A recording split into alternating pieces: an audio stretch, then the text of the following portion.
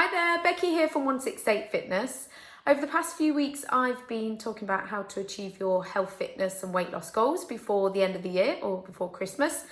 So hopefully you've already started and been feeling lots of benefits. I hope you have.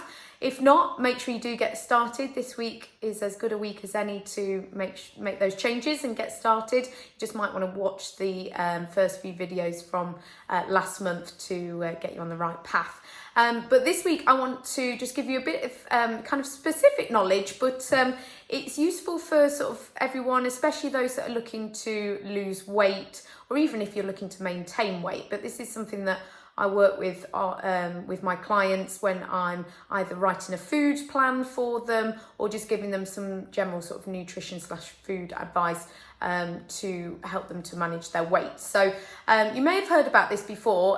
Don't get confused with BMI, but today I'm going to talk about BMR, which is your basal metabolic rate. So it's basically your rate at which you burn calories, your body burns calories and energy at rest. So if you did nothing all day, if you just woke up in your bed and stayed in your bed and did no exercise or physical activity, just sort of laid there and just survived. That is the rate. Your BMR, basal metabolic rate, is the amount of calories or energy that you need to survive, to keep your body, your heart pumping, your lungs breathing, your brain functioning, everything, just to keep you alive each day.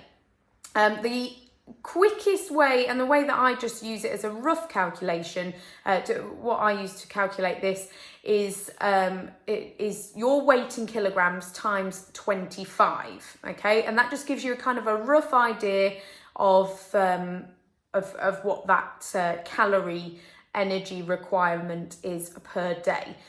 So that does mean that if you are heavier, you will require more, which is true.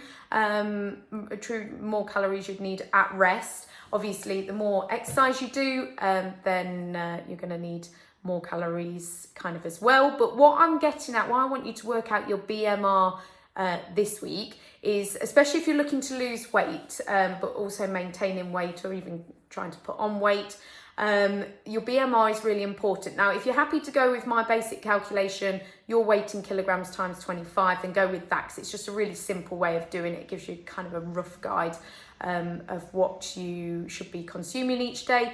But you can go online and put in a few more details like your height and your gender and things like that. And then, it comes up with a bit more of a scientific version, but it shouldn't differ too much. It tends to work for me to use the basic calculation.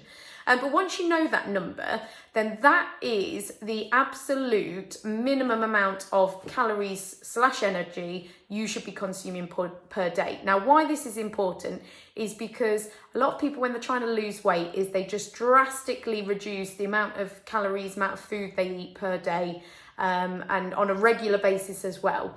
And actually, they find that maybe they lose weight and get results like in the initial period, maybe the first week or so, or a few days, because it kind of shocks the body, and your body can still survive because it's got some stores. But then after that and over time, if you continuously eat below what your body actually needs to survive, then actually you'll find that your results plateau, or you just don't get any results at all, because you're kind of into this kind of starvation mode where whatever your body has got, it sort of holds on to, because your metabolism slows down, so it's not burning as much energy. And then when it's not burning as much energy, you're not going to burn those calories that you eat, and then you're going to either hold on to those calories or and increase you shouldn't put on weight, but you just won't burn it off as much. So I'm not saying you'll go the opposite way of actually putting on weight, but you won't lose any, because your body just holds on to what it's got, because it goes into starvation or survival mode of, we don't know how much food we're getting tomorrow, so we best keep hold of what we've got today in a very basic way. So what I always say to my clients is absolute minimum. You need to be working out that, or I work out that calculation for them. That is the minimum you need to be consuming each day. So obviously it will vary from person to person, but work yours out, your weight in kilograms times 25. And if you think that actually you've been under eating. There's no way you eat that many calories. If you've been using MyFitnessPal, that will show you if you've been accurately tracking, or any of the apps, in fact. If you've been tracking what you're consuming, then you'll know.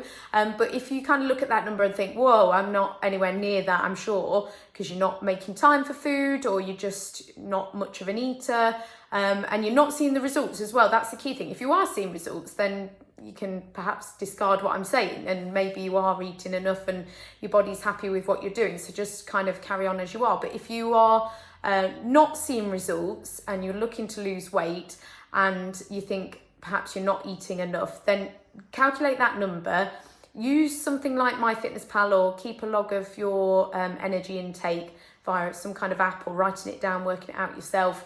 Or get in touch with me, happy to help and advise, and just see whether or not it's the case of you not eating enough. And so that's quite a nice position to be in, actually. When I tell a client that they need to be eating more, they get kind of excited by that. So so that would be good to know whether or not you're eating enough, and if you aren't eating enough, we need to be eating a bit more, and healthy foods. I can obviously advise on that.